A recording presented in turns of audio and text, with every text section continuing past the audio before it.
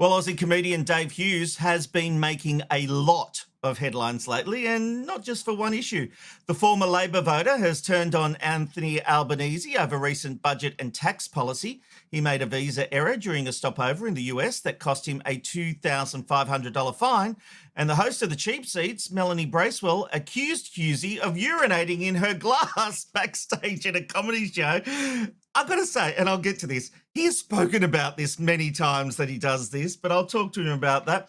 With all that going on, I thought I'd get the man on himself for a chat. Hughsey, welcome to McKnight tonight. Rob, I'm not urinating in any glasses tonight, so you'll be very happy. No, mate. I'll send you a McKnight tonight mug, mate. It may not hold enough for you. I don't know. Mate, I've done that about 3 times in my life in backstage when there's no toilet backstage and you're about to go on, you're about to start the show. So, and the time that Melanie actually even found out about it, she wasn't there. There was a glass backstage. It was my show. Yeah, you're not doing I it didn't know in whose front of glass people. it was. I did not know whose glass it was. And then I poured it out. I washed the glass, and then I found out it was her glass. And I'm like, that's just awful. And I messaged her to come onto my radio show, and she was all for coming on the show. As far as I could tell, she thought it was funny because in the messages she was laughing. So, and we never talked about it again. That was in 2022. And then, so then that's come up again a few weeks ago, and all of a sudden it's an issue. So it's funny how things are an issue when you start getting politically outspoken, mate. But it was there. That's all that was. It's interesting you say that because you've spoken about this on the Little Dum Dum Club. Yeah, I've laughed about it, mate. Comedy podcast. You've made jokes about this. As you said, you had her on your show. You spoke about it. And all of a sudden, you have changed your political narrative. And she has come out not only telling this story, which is old news. It's funny, I reckon. But anyway. It's just funny. Yeah, it's funny. It was funny at the time. It's still funny. It was like, it's ridiculous, mate. But anyway, she's also showing your direct messages. That feels a bit off to me. Mate, I know, but look, I honestly don't want to give it any more fuel. So I want to just live my life and not worry about things like that, which was a very minor thing. Like, we were laughing about it at the time. So, but if you get political, then all of a sudden, different things come at you, which I didn't realise. So that was it's amazing when you challenge people's political beliefs, what can happen. So but again, it's all just fun. I'm not holding any grudges. I hope no one holds any grudges. But yes, it was a Bullshit. You hate a Hughsey. I don't hate anyone, mate. I'm not a hater. I'm a lover, and I'm a live in the moment sort of guy. So that's all I am. So all good, mate. All good. Well, mate, it's an interesting thing because you have been loved by people on the left because you perceptually being a lefty. My parents were lefties. Well, they were like working class, and so Dad was a union guy, and so I grew up on the left on a Labor, and then Bob Hawke was Prime Minister, and everyone loved Bob Hawke. I think the left and the right loved Bob Hawke. So if you grow up in the era of Bob Hawke as Prime Minister, there was every reason to love Labor because he was a bloody champion, and Australia was really it was thriving in those days. So so there was reasons to love Labor back when I was a kid and a young man. But also, I think most Australians are pretty much in the centre. This is why we flip-flop between Labor and Liberal because we're very centrist, but we'll go towards the party that we favour at the time. I don't know what is wrong with your views evolving over time. Mine certainly have. But it does seem to me that people on the left take it as a personal insult. Yes. Someone they've admired, like you, who's been a champion of just causes, starts changing his tune and someone turning on Anthony Albanese, those people turn on you, and they've turned on you in a big way, Hughsey. Yeah, look, they're being noisy, mate, but the general public on the street is so supportive of what I've been saying. And what I've been saying is that the waste and corruption in government, which I've really had a look at since that budget. The budget did trigger me, I'm not going to lie, because Did it, Hughsey? We couldn't tell. yeah, but it was not even the negative gearing, which I've never negative geared a property in my life. So it's like that was nothing to do with me. That hasn't cost me a cent, the negative gearing aspect of it. That's not But my that's thing. not the perception. There is a I know, it's perception ridiculous. that you've got a lot of money and a lot of properties, and so you turned when it affected your financial, No, well, your mate, hip pocket. That's the perception. I know, well, that's not true, mate. I'm going to brag right now, but it's the truth. I've got no debt, mate. So I've never liked debt. So I'm not a debt person. I know that you can make a lot of money using debt. Don't get me wrong, but I've never been that guy. So I've always paid off my properties as quickly as possible, and I've never negative geared any of them. So and I don't have that many, to be honest. Yeah, but the capital gains tax was the one for What's me, mate. not many, Hughsey? 20? 100? No, mate, I'll be completely honest, mate. I've got a block of flats, 8 two-bedroom flats. They're like a 60s block in Caulfield in Melbourne, and the block house which I bought on the TV, which was my most public purchase. Still own that house, and we've never lived in it. We've rented it out the whole time.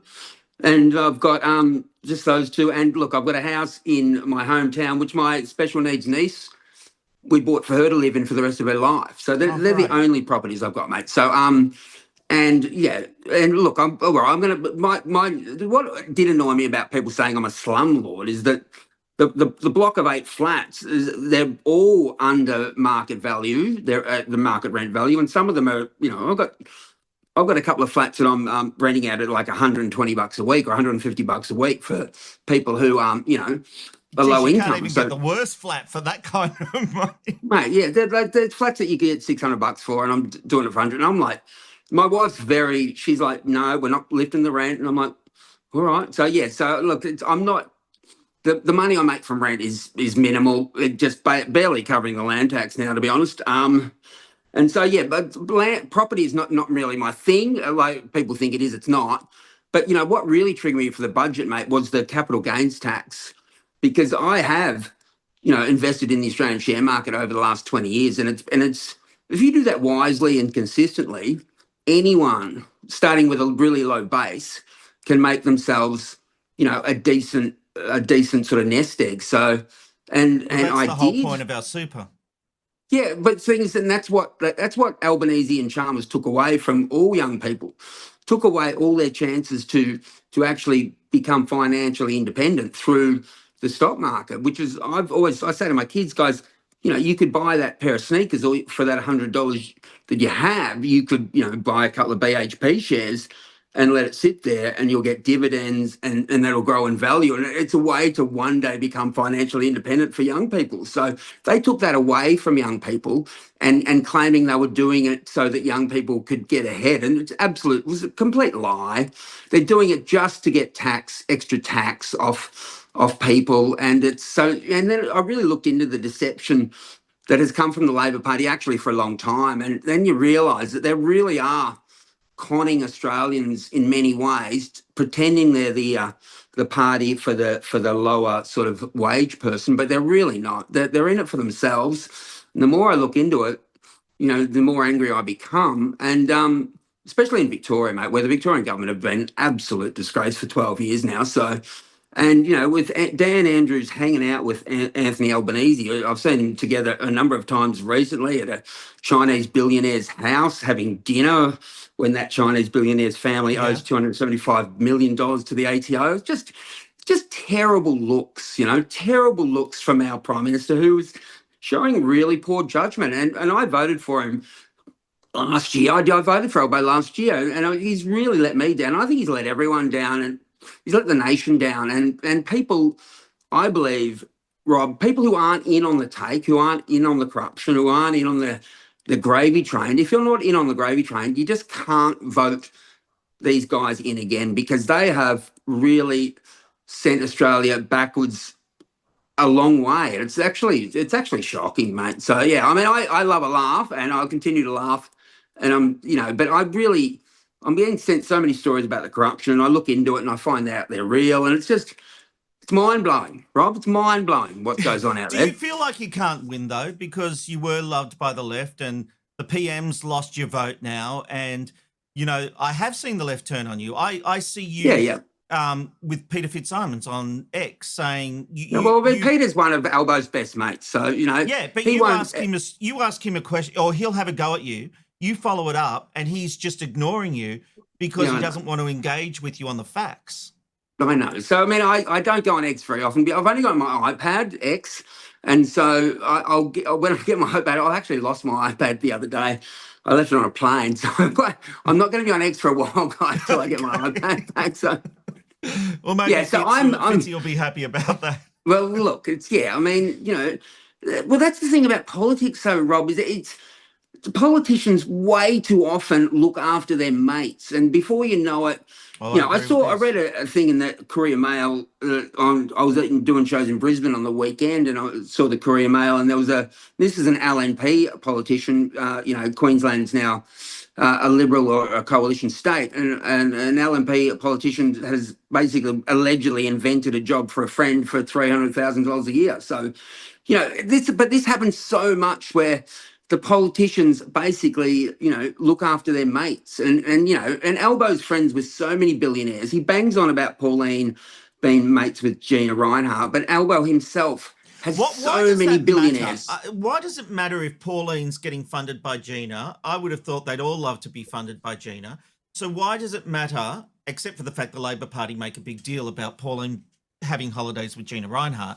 Why does it matter, outside of the Chinese businessmen, why does it matter if they meet rich people that are funding them? I've never understood this idea that they can't basically try to make money for their campaigns. Look. To be honest, I do think it matters, but the hypocrisy is what just drives me insane. The hypocrisy of Albo focusing on her when he's having dinner with Pratt. Lindsay Fox is one of his best mates. By the way, I know, but it's like, mate, and look, I'm lucky in a way that you've seen me on radio or heard me on radio and seen me on TV over decades, and I've never been addicted to cocaine. So I've saved all my money. I've invested a lot of it in the stock market, and it's done well. And so I don't need any more money, mate. I've got businessmen trying to pay me to keep this campaign going. And I honestly am saying to them, no, I don't want any of your money. I don't need your money. And I don't want to owe favors to anyone. So whenever you let someone, donate to your political campaign, you owe them a favor. And this is on all sides of politics, mate. So I would honestly ban political donations completely, because I think it just leads itself to corruption. So I'm not saying that, Gina's and Pauline are going to be corrupt. I'm not saying that Albo and any of these people are corrupt, but I'm saying it leads to the possibility of it. So I would, as much as possible, try to distance yourself from billionaires so that you can't be seen to be looking corrupt or actually be corrupt. So yeah, I'm against politicians taking money from people, because it leads to favors being needed and favors being repaid. So yeah, so I'm big on that. But obviously they're trying to raise funds for campaigning and being re-elected and all those kind of things. You're in Melbourne. Are you in Melbourne tonight? Yeah, I am. Yeah. Right. Pauline Hanson announced her team of candidates today. What do you think? Do you think One Nation really has a chance down there? What's your vibe on the politics? I don't think they do, just because I'm not saying, look, I know there's a lot of people who are on One Nation side, and partly because they think Pauline's been consistent over the last, 40 years or whatever, but also mostly though because they think that the uni, they call the other sides the uni party or the uni, they just believe that the coalition and Labor are basically the same party and they're all in it for themselves. And you can see why they would think that, because politicians... And there's a lot of distrust, Hughsey. I see comments all the time. People are so distrusting of our major political parties these days. And you're saying they have the perception of corruption. They're in it for themselves. They're giving jobs to their mates. Oh, mate, one thing that's really driving me insane at the moment is the fact that, like, the nation is, $1 trillion in debt. Victoria's $200 billion in debt, a separate issue. And it's a simple thing, but I've said it publicly, but when, I walk down, I get on planes a lot. I travel a lot for stand-up comedy. I love it. It's my job and it's a joy for me.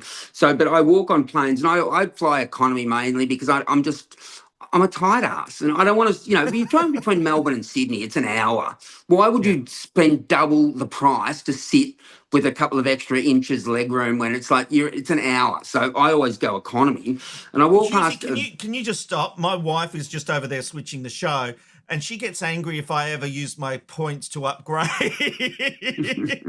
I don't mind. It's an hour flight. Why do you need to upgrade? And now you're using all our points. We could go somewhere. Well, you know what? I'm on her side, Rob. I'm on your wife's side. I think use your points to go to Hawaii or somewhere, mate. Don't use your points to upgrade between Melbourne and Sydney. I don't fly as often as you, Hughsey. Well, but you could get to Hawaii in 10 years, maybe. I don't know. But yeah, so I don't even really know how to use my points, to be honest. But I probably would if I could. But I actually would if I could is a funny thing, because when I was, God, I don't know what, my phone's just going stupid. Why is my phone making noise? It's all right. We're only live streaming around the world. Mate, my phone's just decided to play a song. I don't know why. So, mate, I would if I could. I just remembered something that was said there. So I was having a rave about politicians shouldn't be in business class because we're $1 trillion in debt. So their business is already underwater. So why are they pouring more money on the pile? And Bill Shorten was asked about that on a comedy thing, and he said, "What do you think about Hughsey having a crack at you politicians go on business class while he walks past you and goes to economy?" And Bill Shorten said, Davo, he would if he could." And that was, I thought that was really telling. It was a bit of a laugh for the comedy audience in front of him, but he would if he could. What we're saying here is politicians can, so they do. And I know there was a new politician, I think a woman in her early 20s who just became a Labor senator, and she piled up like an enormous amount of travel expenses in her first year. It was just, and I can only think that she was told to do that by other politicians. So basically, you enter that building and they say to each other, well, just she's go for it. within the guidelines, so she's not. So just spend as much as you can. Use the system. Yes, and the system's being abused in so many ways, and it's just. It's another big thing for me at the moment. The public service, mate, is way too big. It's way too unproductive. And so in Victoria, I just found out there's almost 2,000 public servants who are in the executive class, and their pay starts at $260,000 a year and goes up to almost $1 million. That's 2,000 in the executive area. And what do they do, Rob? What do they do? There was 600 when Labor came into power in Victoria in 2014, and now there's 2,000. It's just like, it's such a waste. Technology is supposed to reduce the workforce, not fatten up the executive ranks. It's crazy what is going on in the public service, and it's I know if you're there, more power to you, but most people aren't at this point, and so that they're getting paid through taxpayer money, and it's way out of whack. The public service, the salaries of the public service is like 15% more than the private sector, and they have no a budget to get to. There's no profit loss, so they can just pay themselves whatever they like, and it's unproductive use of money, and it's sending the country broke. You said comedy, stand-up comedy is your favorite thing. So let me take you to your happy place, because my wife and I went to one of your earlier shows at the Melbourne Comedy Festival. We'd seen you on Hey Hey, loved your work. Oh, good. You're talking 90s. Yeah, love it. Yeah, it was the 90s. Well done. Yeah. You play much bigger venues now than the. I play bigger and smaller venues. I'm not always playing big venues. I'll play anywhere, by the way. No, I understand. But back then you weren't playing the big venues that you can play now. Does your success surprise you when you look back at that guy who was starting out doing appearances on Hey Hey and the like? Well, it doesn't, mate. I was lying in bed as a 13-year-old, I reckon, about 13, and I thought, I know what I want to do with my life. I want to be a comedian. I just remember lying there thinking, I felt lucky back then that I realised what I wanted to do. So I had a deep belief from an early age. I mean, I had many moments of, doubt alongside that, especially the first time I actually did stand-up comedy on a stand-up comedy stage. I just turned 22 when I'd sort of quit uni twice, could not focus at university, and I thought, I want to do comedy anyway. It's always been my dream. I'm going to do it. First night as stand-up comedy stage, the bright lights hit me, and I thought I was being interrogated. I swear to God, Rob, no, I didn't get one laugh. I had a mental breakdown on stage. I was thinking, as I'm on stage, I'm thinking, I'm so deluded. I'm going to live in, my parents' basement for the rest of my life, and we don't even have a basement. So it was like, that's what I was thinking on stage. So that my first gig was terrible. As I was walking out of this venue, and there was no backstage, so I had to walk through the crowd. I'd been talking about being teased at school on stage, and as I walk out of the room, some bloke goes, "They were right to tease you because you're a loser." Oh, no. That was my first ever gig, mate, and it was like, oh my God. So how did you go from that and get back on stage? Mate, you know what? At the time, it was in Perth, and I was living with I'd driven to Perth from country Victoria with a mate of mine who was a bricklayer. His name is Rat, and I'm still good friends with him. I said to Rat when I got back to the flat in Scarborough, he said, "How'd you go?" I said, "Not very good." And he said, "You know why?" I said, "Oh, not really." And he said, "I think I do. You're not funny, mate." So it's like, this is what I'm getting at home. I got that at the venue. So how did you get back on stage? Mate, I thought to myself, if I don't do it next week, I'm never going to do this again. So I went back to the same venue the next week. And, Rove McManus, who was at both my first two gigs, he was at the first gig where I died like a dog. And he said that inspired him to do stand-up comedy because he thought if they could let someone like that get up, anyone can have a go. So, but then he was at the second one as well. And the second one, he was the first night of his first night. He was a double act back then with a guy called Duff. But he said to me, and we did Australian Story last year, which is the highest rating Australian Story of the year, by the way, Rob. But anyway, so he said, throw that in there. But he said, when I was being interviewed by him last year for Australian Story, he said, in 1 week, he reckons I had cracked comedy, because the second week I talked about how I didn't get a laugh the first week, and I got a laugh the second week talking about how bad I was the first week. And he was saying, during the Australian Story that was, I had worked out how to be funny in that week. So, and my whole career really has been about me describing, poor moments in my life or embarrassing moments mainly, and getting people to laugh at me or laugh with me. And I actually think that that's what real friends are for. When you have a bad day and you can go home and ring a friend and he can laugh or she can laugh along with you at how things have gone badly, that's what a friend is. So, and I like to think my audiences are my friends because they can laugh along at my own stupidity. So your current tour is called Cooked. You're doing that in, I think you're heading to regional New South Wales in the. I am this weekend. I'm in. Oh God, I think I'm in. Oh, I'm somewhere. Goulburn, I think, in Blue Mountains. I remember seeing Goulburn, Blue Mountains this weekend, and I've got a few more. I'm in Geelong in a couple of weeks. I've got. I should have it. But if you go to Dave Hughes on Instagram or Facebook, look, we've even got a super for you, Hughes. Yeah, there you go. You'll see it there. Yeah. But it's called Cooked. What's that in reference to? Mate, this is a sort of narrative story, which I've never really done before. Last year at the AFL Legends game, I played, and I've never been an AFL legend. I've always loved AFL, but I got asked to play. It hadn't been on for 8 years, this Legends game, and there was like over 30,000 people at Marvel Stadium. And the opposition coach, Shane Crawford, who is a friend of mine, thought it'd be funny to get his whole team to target me.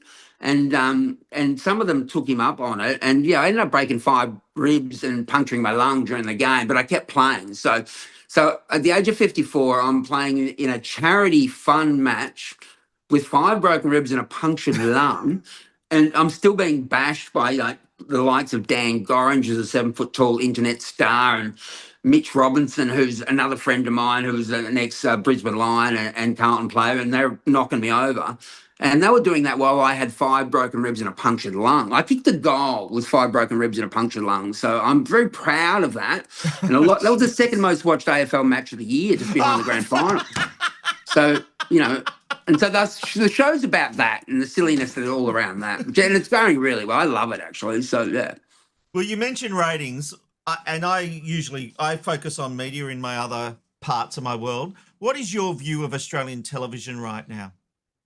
Mate, I think, just what you're doing here is the problem is that the maths don't work for free-to-air TV anymore. It's true. Mate, makeup and stage and blah blah blah and satellites.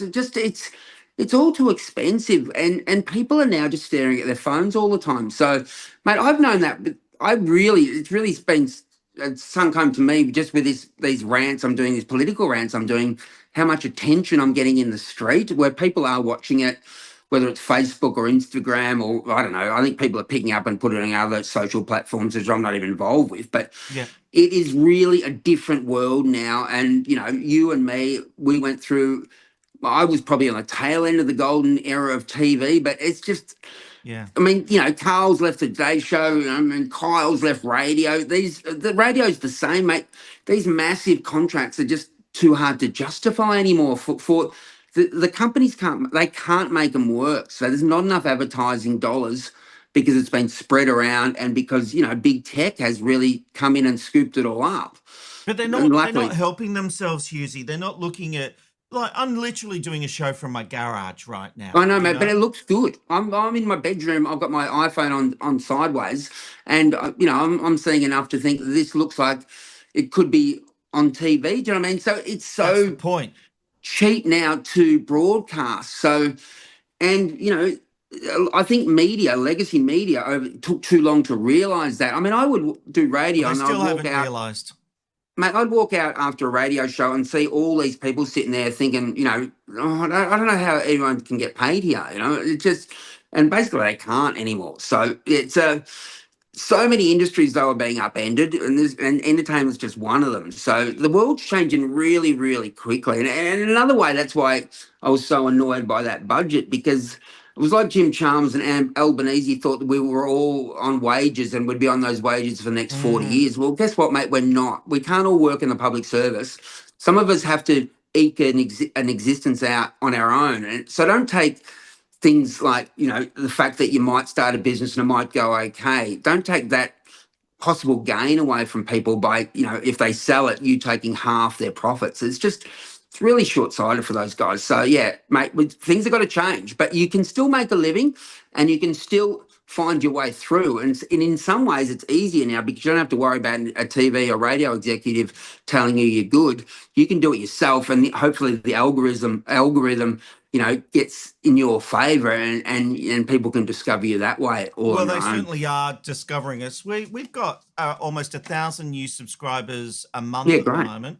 Mate, that's huge, honestly. And I've not done anything like that. That is huge because YouTube is really hard to penetrate. I know, mate.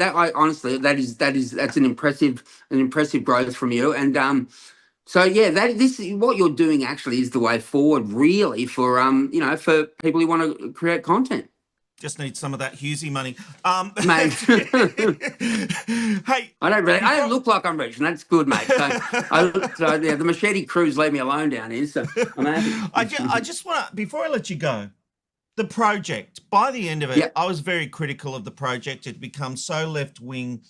Do you agree that it lost its way, or do you think... mate, yeah, well, partly I was there from the start, and it was. I mean, my plan was to be a more lighthearted show all the way through the show. So yes, but it quickly turned into a show that had many serious stories on it, and that's fair enough. But that made it harder for comedy when the stories are so bleak. And yeah, I mean, the politics of it was. I mean, I've never been all one-sided, if you know what I mean. Obviously now you can see that I'm going hard against the Labor government. But I've never been all one-sided, and I've always liked to make up my own mind. So yeah, I had many frustrating moments on the show where I'm like, this is bullshit, guys. I don't believe this. We're singing from the wrong songbook here, and so there was a lot of that.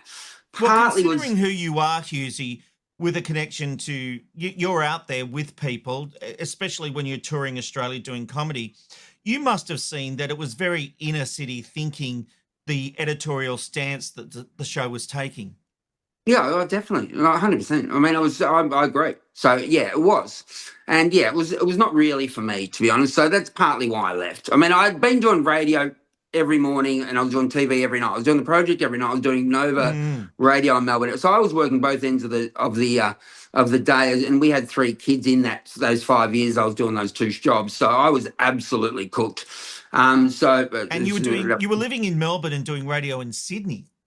Oh, that was later. So that was my Sydney show was the last radio show I did, and that was 4 years of I wanted to move the family to Sydney, but they didn't want to move, and it was like, oh God, with it, with the industry, you never know if anything's going to last. So I didn't force the issue, and so I was pretending to live in Sydney for 4 years. I couldn't do an Instagram, I couldn't do any like social media. Basically, because God, the background says I'm in Melbourne, people are going to know I'm lying. So that was a tedious. Even though I enjoyed the show, but the travel and away from family, and it was a tricky for character building, some would say. So, but the funny thing is though, when that show ended, and it wasn't my idea to end the show, but it ended. It's the first time in my life really in radio where I'd basically been sacked.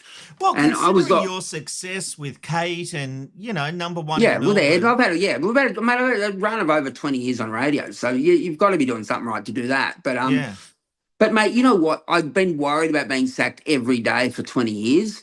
And when I got sacked, and this is true, I swear to God this is true. When I got sacked, I was like, I took probably half an hour to think the world's ended and everyone's going to think I'm a loser. No one cared. In about a day, I was just relaxed. And then, a survey came out about a year later, which had me as the second most popular radio presenter in Australia. And I'd been sacked a year before.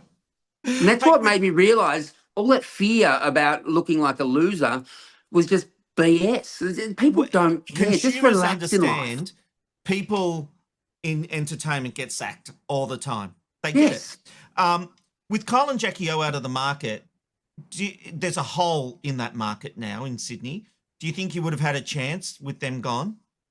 Yeah, maybe, mate, probably, but I'd say everyone would have a chance because there's a big share to be had around. There's no doubt. So definitely. But mate, to be honest, I've got no desire personally to get back into radio because it's like I don't want to have to sit through the ads. I don't want to have to sit through play stupid competitions. I don't want to have to bloody just listen, be in stupid meetings, and it's like. I just can't be bothered anymore, to be honest, with that. So, I mean, I might do something regular, but it'll probably be, something like what you're doing. It'll be on my own terms. And we have a service called Video Podcast Services, Hughsey, that can make your show look $1 million. When you start it, give me a call. Mate, all right, Rob. I might, mate. So I think this is the future. You find your own way. And, I don't want to have to worry about advertisers. I don't want to have to say anything. Oh God, that's going to offend some company who's giving me $50 to get the lights on. So anyway, we'll see what happens. I'm happy to just get a robe on. I might just walk the streets like Jesus, mate. I think so. Where's my gun? Hey, Dave. Thank you so much for your time. You've been very generous with it. It's been a great chat. I think you're a legend. And thank you, Robert. I know we're not always going to agree politically, but that's okay. It's okay, mate. It's okay to disagree. You can disagree and we can still be friends. And I'd like to say, me and my wife have massive arguments about politics. I'm like, why are we married? Anyway, we still get by, mate. Mate, we do. Thank you so much for your time. Really appreciate it. Good on you, mate. See you, buddy.